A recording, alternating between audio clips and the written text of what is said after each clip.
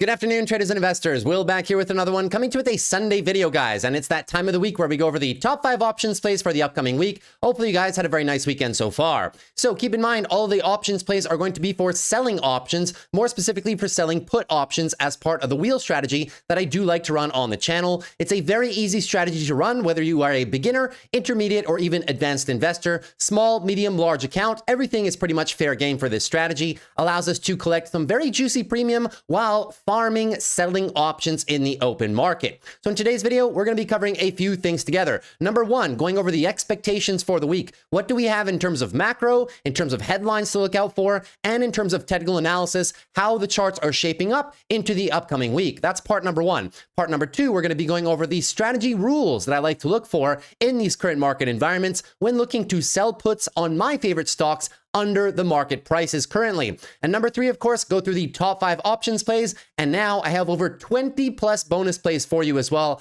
I truly think, guys, not to brag or anything, but I truly think I'm trying to build the best options trading channel on the entire internet, especially in terms of selling put options, always giving you guys a fantastic amount of different trade ideas across different sectors and across different growth segments of the market. So make sure you stay tuned to the end for all of those bonus plays. As always, if you want to skip to a certain portion of the video, the timestamps are down below in the video description. So without further ado, let's get right into it. So in terms of the outlook for the week, where do we stand after the SPY and the QQQ have been rallying now for pretty much 3 weeks in a row? Well, in terms of the macro, we do have a few big catalysts, and that all starts off on the Tuesday session with CPI. Now, CPI is supposed to come in at 2.4% on the year-over-year comparison. So we'll be curious to see, is inflation getting better or worse? But this is definitely a market-moving catalyst on the Tuesday session. So please keep that in mind when looking to sell put options.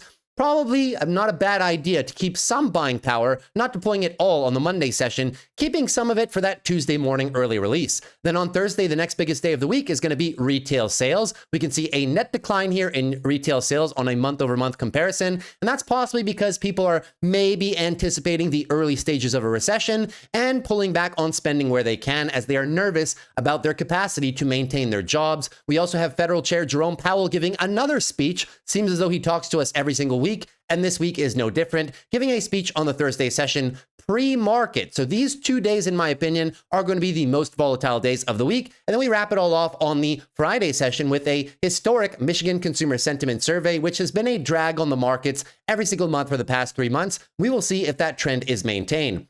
All in all, we're also keeping a close watch on the trade headlines for this week after signing a formal deal with the UK in which we established a framework for trade negotiations moving forward on the Thursday session. Well, all eyes are going to be on what happened between China and the US over the course of this weekend. We have some headlines coming out saying Trump and China close in on trade deal after a productive talk, says Scott Bessent, and he was saying that more details will be revealed on Monday. Apparently, there was some form of a agreement made to cut the trade deficit. Now, whether that means bringing the overall tariffs rate down from 145% to 80%, which is what Trump was hinting at on Friday, or down maybe to a more manageable 50-60%, we will have to view the details of those trade talks on the Monday session. That will be front and center in the early stages of the week. And of course, continuing to monitor for any other active trade deals that may come into the pipeline after the first one was negotiated last Thursday between the United States and the UK.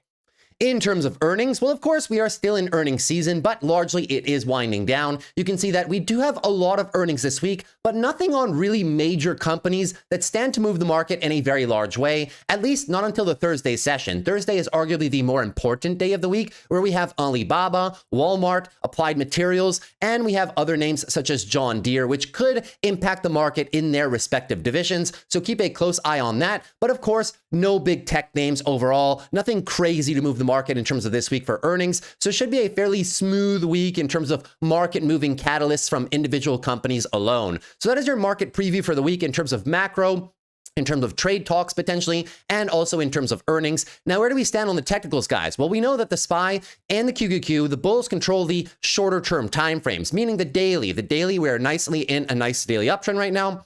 And on the weekly as well, we are in a very smooth weekly uptrend as well. However, we might be seeing the close signs of topping out in the technicals. The bulls do appear a little bit tired as they have not been able to really cover much ground in the past roughly 5, 6, 7 days of trading. But I wouldn't say that we have lost the trend. No, that would all happen if ever we lose the 556 level to the downside. If you see that early on in the week, suffice to say that weekly consolidation is probably coming and you need to be a bit more risk averse with your put writing, right? So rather than writing puts super close to the market on your favorite stocks or the indexes, you should probably be waiting for something to turn red, whether it's the indexes or individual names alike. I like to filter my watch list by red and anticipate for those juicy pullbacks where we can maybe get better levels rather than chasing the market too close. But the bulls do control the short-term timeframes, and I do not see any bad price action right now. We have recaptured an overall nice area of support, but keep in mind, if the bulls go into consolidation mode and hunt for a weekly higher low, it'll be anything above 510. So there's a very wide margin of safety down here. The last thing you want to do is get trapped too close to the market and then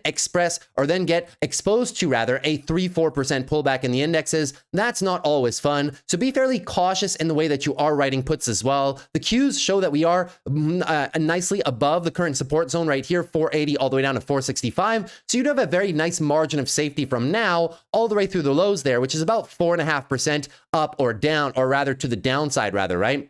On the weekly as well, weekly uptrends are very nice, so any pullbacks would indeed be an opportunity for selling puts under the market, as the bulls do control the overall weekly uptrends as well, and you are looking for them to play defense either in the first line of support right there, or if they pull back, there's a very nice second one as well. So I'll be patient and waiting for those pullbacks across individual names or across the indexes alike if I'm looking to really deploy a ton of buying power. If not, I'll be very calculated in which individual stocks that I'm going to go for, and I think you guys are going to see that in the top 5 options plays as well. Now, speaking about the top 5 options plays, before we get into them, we're going to get into our strategy rules. And now I've said it for a very long time, but this time actually I'm going to give you guys a snapshot of the strategy. And that's pretty much it, right? I will link down below in the video description both strategies, whether you guys right now, because right now you can argue that we're not so much in a bear market anymore because we're not 20% off the lows, but we do have some recessionary fear catalysts on the horizon, such as low inventories,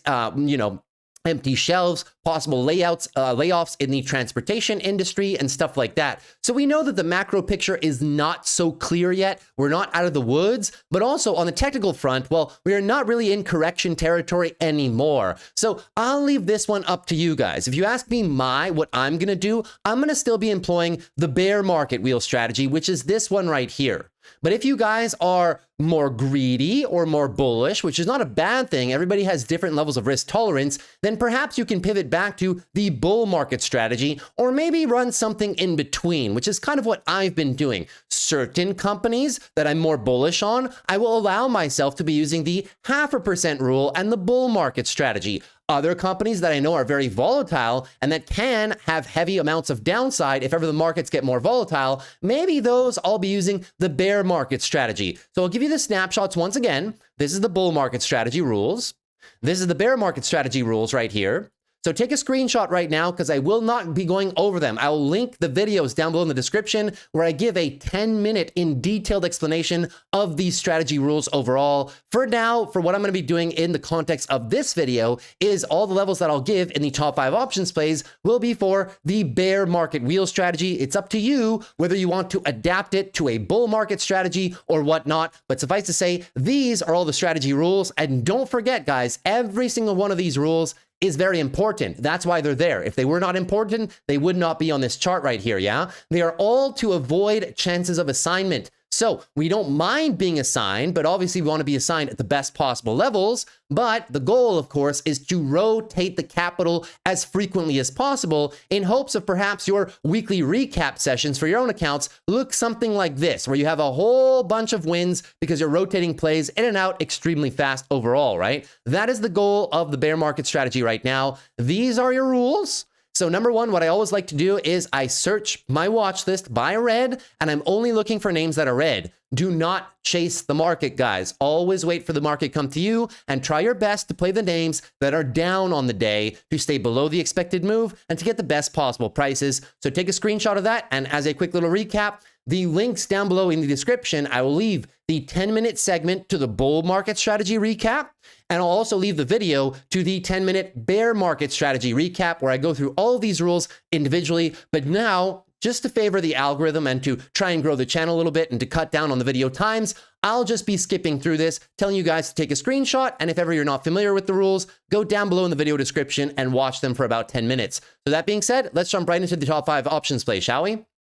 All right, so for play number 1, it's been one that I've been playing almost every single week for the past 4 or 5 weeks, and that is going to be Google. So we all know what's been happening to Google, of course, right? Their search dominance is coming into question, their advertising revenue is coming into question, and that's left the company at a very attractive multiple right here, trading at a forward 16.27 price to earnings, which is extremely cheap. Google is also coming into its 2021 highs of resistance and a nice area of congestion right here, back from 2023. And also down here, we have the 200 weekly EMA, which in the historical context of Google has always been a fairly good opportunity to go shopping for this company if this is something that you like. So support into 2021 highs with better fundamentals, all categories that led me to believe that this is a very juicy trade to possibly be moving forward, to possibly be in our accounts moving forward as well. That being said, Google has come down recently, and if we continue plunging down on Monday or Tuesday, we may just get a very juicy opportunity to be selling some puts into this very nice support range all the way down there. So the expected move for Google on the week is, let me pull it up, 148.38 for this ticker right here, GOOGL, yeah? So 148.38, we want to be trying to find premium below the expected move deep into the support range for the 0.25% rule. For me, I'll be using the bear market strategy on this company. So if you pull up the options chain right here, we can have a look. Anything below 148, yeah? I'll remind you, if you're trying to trade in the mid 140 range, 0.5% would be half of the strike in cent increments, so roughly 75, 80 cents. 0.25% would be half of that. So you'd be looking for roughly 40 cents. Where can we find 40 cents right now? You'll see right here, it's at the 145s. Now the delta is 12, which is slightly higher than what I would want it to be. I would like for it to be a 7 to 9 delta, but the VIX is not so high anymore. So even if we're getting 0.25% here, it is a fairly manageable strike. And overall, the probabilities of being assigned are fairly low. So 145 for me. And of course, if ever Google drops on the Monday session or the Tuesday session after CPI, and you can find it down here clipping into the maybe 150 range or even below 150, you guys know what that means, right? Be dynamic with your strikes. You possibly can find even lower. Maybe this 40 cents makes its way to the 144s, the 143s, or who knows, if Google's drop is big enough, maybe it's all the way down to the 142s. The goal here is to target the lowest possible strike that you can get in the support range. The support range, I'll remind you, is 150 down to roughly 147. So I like 145 and under. Anything lower than that, and I'll be very happy. That is it for stock number 1. Stock number 2 is going to be ANET. So ANET, we covered their earnings just the other week on the channel. They had fantastic earnings, and although the price to earnings multiple is a little bit high and the price to sales multiple is a little bit high, the demand for this company is extremely good. Return on capital employed and return on invested capital is extremely high as well. And I truly believe that now that ANET has consolidated 55% from its highs, it could be a very juicy opportunity to clip into possibly a weekly higher low if we can find it. That being said, the expected move right now for the week is 83.06. What I want to be targeting though is down here. If I can get close enough to the 76.75 region, all the way down here where the stock had found its previous bottom around the tariff fear lows overall, I think it's a tremendous discount on a fantastic company with very high net margins and improving fundamentals as part of the AI and data center trade over the next few years. EPS steady up and to the right, revenue steady up and to the right as well. And in terms of their financials, guys, you're talking about a company that has over 40% net margins with an A+ balance sheet overall, no debt whatsoever. So ANET is one that I'll be exploring to play a little bit more often and a little bit more aggressively, especially if we move down here into the mid-70s range. Talking about that mid-70s range, let's see if we can actually get some down there. Considering the expected move is 83, let's see how low we can actually get below 83, shall we? So taking a look right here at ANET, if we're looking in the 70s range, I'll remind you, 0.5% would be roughly 40, right? It's half of the strike in cent increments. That would be 0.5%. the bull market strategy, yeah? Bear market strategy, you cut that in half. So half of 40 cents is 25 cents, roughly 20 cents. So you could go all the way down here to roughly a 78. The midpoint is roughly 20 cents, and it is roughly a 7 delta right now. Those do respect my bear market strategy rules. Now, the best possible condition is in the event that ANET pulls back a little bit on the Monday or Tuesday session into its expected move. Then you may be able to find this premium right here, maybe on the 77 or the 76 strikes. As long as we can get as close as possible to the 76, 75 area of support, I would not mind that at all. Personally, I would not mind doing the 78s, but if we get a red day, I will gladly do the 76s or 75s. And keep in mind, I'll be looking for roughly to get 20 cents on those premiums right there. So that is trade number 2 for ANET. Now, trade number 3 is a healthcare stock. We know that healthcare overall has been very weak recently. However, that is freeing up some very attractive opportunities on a number of different stocks. And here's one of them, MRK. So I played MRK once last week, and the trade went fairly well. Didn't get assigned, although the stock did push lower. We were able to close it with a very nice profit. Now look at MRK here, guys. MRK is coming down into a historic level of price. This green line right there is the 200 monthly moving average. And whenever we clip into it for the first time after a very big downswing, it can act as a very nice bounce area. When you couple that with several lines of defense right here, the support action from the year 2000 and 2001, that's crazy, right? Plus all of this support right here from 2020 and 2022, well, you get an area of what I like to call confluence, right? The stock is right now trading at monthly oversold conditions. When's the last time that happened? You'd have to go back all the way to 2004 to find monthly oversold conditions. Also weekly oversold conditions, and also soon to be daily oversold conditions. So when a stock is coming down to several historical metrics, that's when I like playing it. Keep in mind, Merck is a very strong company overall in the pharmaceutical business, and it now pays a 4.25% dividend overall with very strong net margins, talking about a company that makes mid 20% net margins, and the forecast for the company is quite good despite what the price action might say. EPS steady up and to the right for the next few years, and revenue displaying those same characteristics. All of those, and combination with the technicals, lead me to believe that it could be a very attractive opportunity to play some short puts on this now that it's down from its highs over 43% into our current support range. So that being said, the expected move is 72.67. Let us see how low in the support range, which really starts at 75 but goes down to 62, how low in this range can we actually find some put premiums? Let's have a look on MRK, shall we? So pulling up the stock right now. MRK, as we can see down here, right? If we're looking to play in the either low 70 range or high 60 range, half of 70 for the 0.5% rule is 35. You'd need to see 35 on the bid for the bull market strategy. If you want to play the bear market strategy, you have to cut that in half, roughly 17 to 20 cents. Where is that now? Well, I'm glad you asked. It's at the 68 strike, which is roughly a 7 delta. So I would not mind playing the 68. It is quite deep below the expected move, right? That is from now until Friday, a move down of roughly how much? 10% on MRK, but if MRK has another red day on the Monday session, maybe you can get even lower. Think maybe the 67s, right? Or maybe even the 66 strikes. All of these are pretty much my favorite strikes. 68 all the way down to 65. Be dynamic, right? Follow the chain to the downside. Just because I say 68 doesn't mean you have to be locked in on 68. If the stock drops, right, just follow this premium down all the way as far as you can go while still trying to collect 17 to 20 cents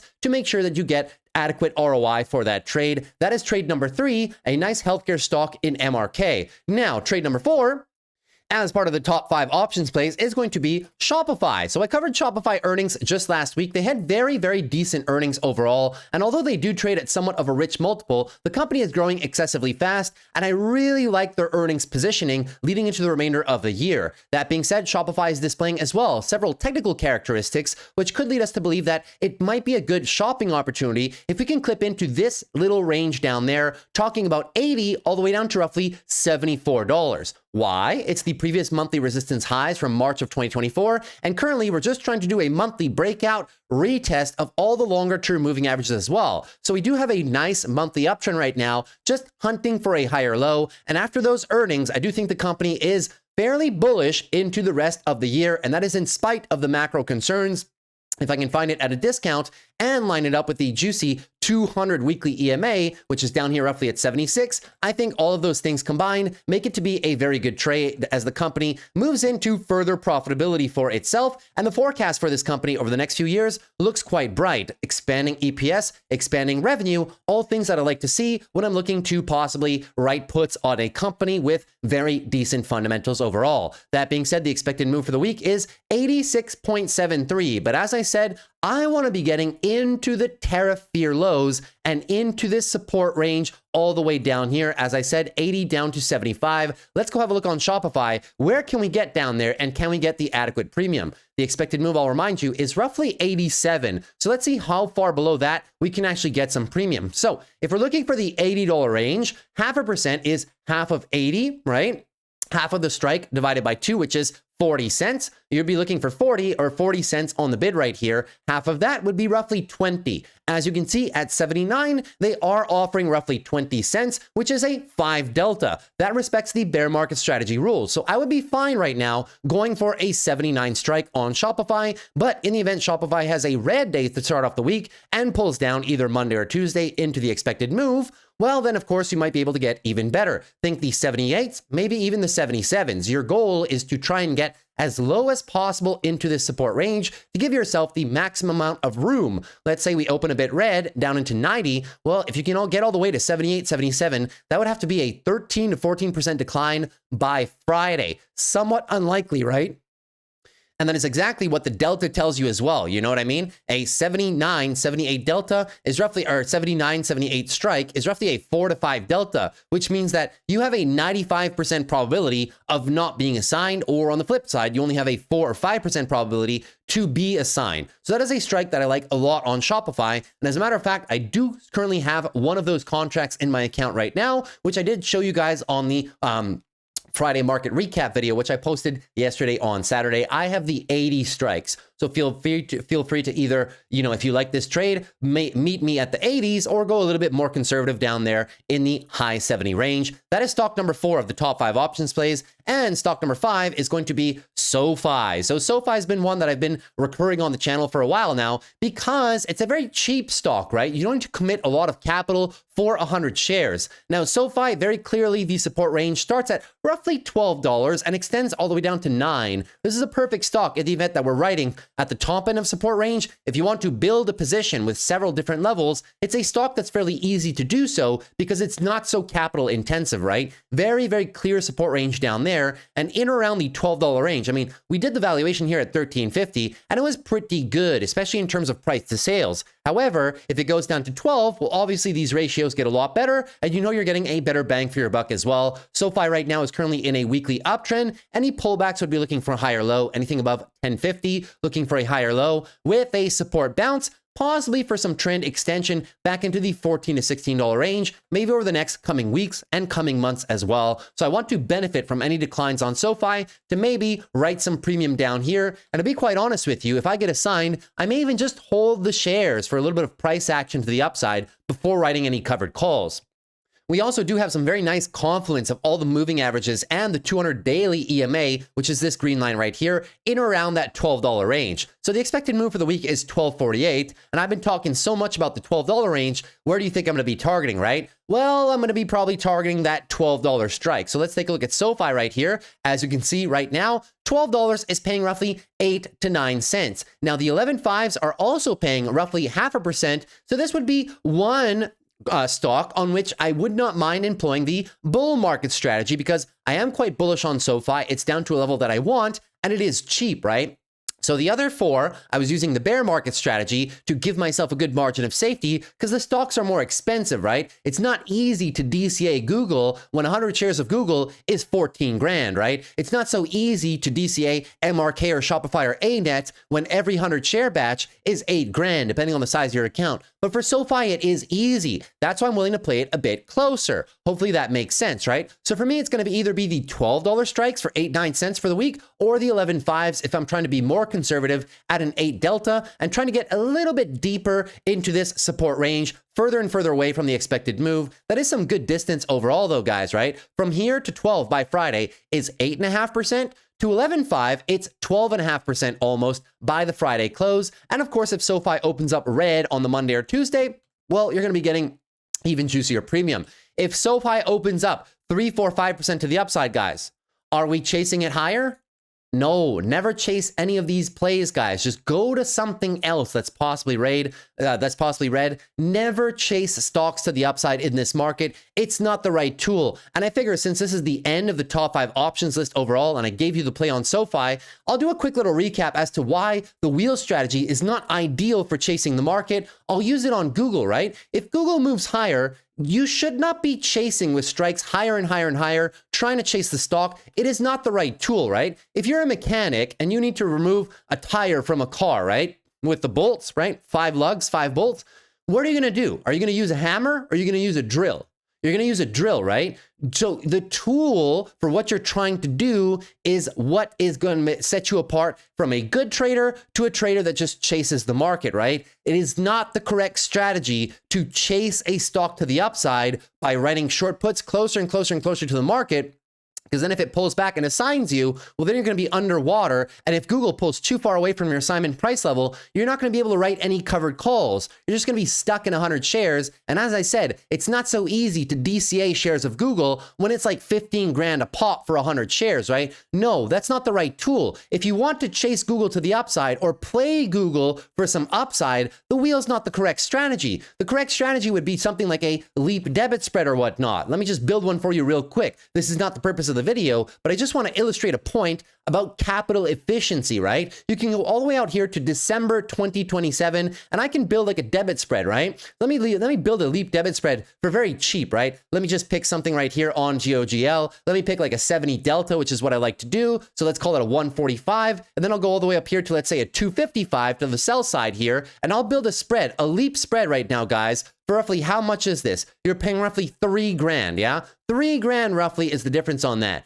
Now, how much is the share appreciation? Well, how do you know your profit, right? Profit's very easy. It's the width of the strikes, right? 255 minus 145. It's a $110 width. How much is the spread costing you? It's costing you roughly 3 grand, right? So minus your 30 bucks right there, you're looking to make $8,000 of upside profit, and it's only costing you 3 grand. So what would you rather do? Would you rather chase Google with 100 shares for 15 grand, get assigned, and then be underwater, and then just be panicking because you spent too much capital, right? Rather than that, chasing Google to the upside with these short puts. Or if you want to play Google big upside, would you rather just put in 3 grand with a same P&L curve, possibly making 8 grand over the next 2.5 years as it possibly pushes into the all-time highs? It'll make profit long before the all-time highs as well, right? But one of the strategies is far more capital light and far more capital efficient to make a same directional play on the long side. That's why I say, guys, be very careful what you use the wheel strategy for. It's not meant for a greedy long strategy, guys. For that, you have to use long options strategies overall. So now that we've cleared that up, let me jump into about 20 different bonus plays overall, and hopefully there's going to be something for absolutely everybody in all this stuff, because I'll give you guys some growth plays, some value plays, and then some plays for some large accounts. Now, keep in mind, I won't be giving you guys the expected moves or going through the options chain for everyone. It will be way too long. But now that you guys are experts in the strategy and know how to find the premium and shop for correct strikes on your own, I'll just give out the trade ideas overall, and hopefully there's something that you like. So in the growth segment, there's a lot of names that I like. Number 1 has to be Apple. Apple, if I can find Apple, guys, again, in the lower 180 strikes, it would need a price decline. But if I can find the bear market strategy for Apple coming into this range right here, which is like the 180 down to 160 over the next few days, few weeks, I'm a big fan of playing Apple down there. It's these range highs. It's these range lows as well. 200 weekly EMA is in that pocket too. So this is the strike range that I'm looking for. Below 180, if I can find that on a weekly recurring basis, I'll definitely do it. Another growth play is Amazon. Same context. If Amazon comes down, I love playing Amazon down here, guys. 175 to 160, this little pocket into the 2021 highs overall, into the August fear lows, into the current tariff fear lows. Big fan of playing Amazon there with the bear market strategy on any early week declines, Monday or Tuesday. Another one that I like playing is Airbnb. Airbnb has bounced out of its fear lows, had earnings, we covered them on the channel, looking pretty good. If we get a little bit of a drop on Airbnb and I can find some strikes again, into the mid 1 teens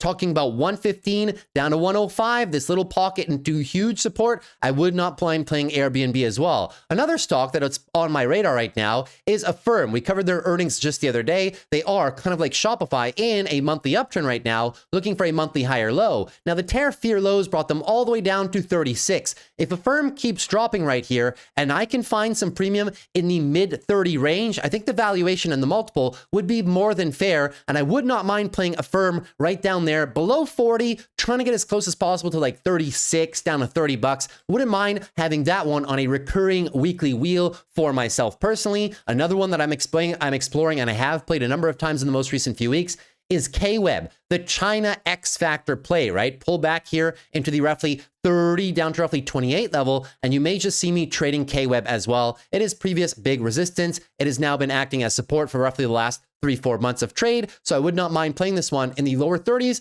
to high 20 range. Another growth stock you guys see me play a lot is Elf Beauty. Now, Elf Beauty, some people like it, some people hate it. All I'm here to say is the valuation right now is extremely cheap, and it is in a historical trading range. Right now, that is the range from all the way back there, 2023, and seems to be a range that the bulls have built a nice little shelf on in the past roughly since, the last 3 months since February, right? All this area down here, low 60s into high 50s, or even low 50s, I would not mind. If Elf has a little bit of a decline right here, I'll play the bear market strategy, targeting the lower $50 range on Elf Beauty because the valuation down there is just too cheap to ignore. Another growth play that I've been playing on and off has been Symbotic. So Symbotic's a robotics company overall. We got some nice resistance there, some nice resistance here, and it has been support for the bulls for a very long time now. Since last September, the bears just cannot get through this area. They just had earnings as well, so no more big volatility catalysts. If I find Symbotic on a decline, I would not mind playing it in the $20 down to $17 range. That has been my favorite range. I've played it a ton back here. It's pulled away. If we come back down and revisit, I will make a mission of playing this one on a more weekly recurring basis. Another one is Trade Desk. They just reported earnings as well. We have a very nice earnings gap higher in the event that we sell off from overbought conditions back into these lows. I would not mind playing it for a valuation context alone. $60 down to $50 is going to be the target range pocket that I'll be looking to play. It's been, I know the support range is down here, like 50 down to 40 bucks, right? But I personally myself would not mind playing it, let's say in like the mid 50s down to 40, as low as I can get. If I find some strikes in around that lower bound in the next few weeks coming up, if Trade Desk chooses to consolidate a bit more, I will do that. We covered earnings on their channel in the last week, and I did like exactly what I saw. And the last one, of course, we got to talk about NVIDIA. So NVIDIA, same thing. The support range is down here in the lower $100 to $95 range.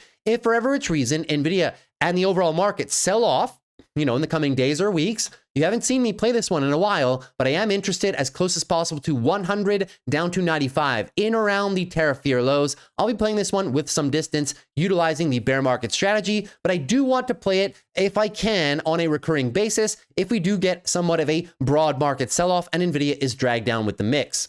Now, that's everything for your growth plays. In terms of some value plays, there's a few value plays that I like. Nike down here in the lower $50 range, 55 down to 50 bucks. I mean, I think this is just legendary price for Nike right now. We're coming into like the 2015 to 2017 range of support down there. It's currently still very low on the weekly RSI. So if I've already seen Nike on a pullback here, it does meet my criteria for wanting to play some shares or some short puts rather down there in the lower $50 range. Another one that I'm looking for is just the value ETF index overall, consumer defenses, right? XLP. If XLP comes down here a little bit over the next coming weeks, and I can find some strikes in the 78.50 down to 77 range, I think it's a very easy trade, guys. Resistance highs into supports. You see, back in January and back from the tariff fear lows, that's where they kind of stopped this one out on the market. So I would not mind playing that one either. Verizon, also part of the value trade. Beautiful shelf of support down here. A little bit too high now, but if I can find 41 down to like 39 bucks, I'll look at this one every single week. It's been support for it was, resistance back there, support as well. If I can find Verizon down here, 41 to 38, would not mind including that one in the weekly rotation as well. Another one that I'll be looking for is a nice breakout retest pattern in MO. So MO Altria, beautiful monthly breakout, possibly retesting these range resistance highs. If I can find some nice premium on a nice pullback on a weekly basis on Altria, would not mind playing this one in like $55 to $53 range. It's always on my radar for a nice juicy value play. Another one would have to be Bank of America. The banks have pulled up a lot recently, so I'm not looking to chase, but if ever we ever get a pullback into support, I mean, you can clearly see, right? Support, resistance, support for the markets, and now support from the tariff fear lows again. The 200 weekly EMA is right down here at 36. So if Bank of America has a week or two of just pullback after this monster weekly rally, I would not mind playing Bank of America again if I can find it. 38.50 down, let's say 36 in that pocket. Would not mind playing it. It does meet the wheel criteria. Another one can be CP. These have monthly options. I'll be looking for this one this week. They just had their earnings, and I mean, look at this support range, right? This is going to be the week where the monthly options expire. So I might want to play it this week if I can find, 70, 68, right? It trades in $2.50 increments, so it'd be like 70 or 67.5. If I can find either one of those two strikes in the support range, would not mind playing it this week. Another one that I've been playing fairly regularly recently has been Rocket Mortgage, right? Resistance highs, support lows as well. The $11 to $10 range, I'll probably be looking to get as close as possible to 10 if I can. But Rocket Mortgage looking pretty good. They've acquired Mr. Coop Mortgages and Redfin recently, so expanding their network very beautifully. I know there's a glaring head and shoulders. We're now just fulfilling that prophecy right now. If I can find it down 10, I would not mind building a position in Rocket Mortgage. And the last one is an oil company, ExxonMobil. It's done a great job of holding up these range lows, right? 2023 all the way through early 2024. So roughly at this point, like what? 2 years worth of support backing us up, and the 200 weekly EMA. If I can find Exxon a little bit of a dip, and I can find Exxon short puts, below 100, which I did last week, 100 down to 98, lower end of the support, I would not mind playing ExxonMobil as part of a more value-oriented trade. That's everything for your value segment. And now,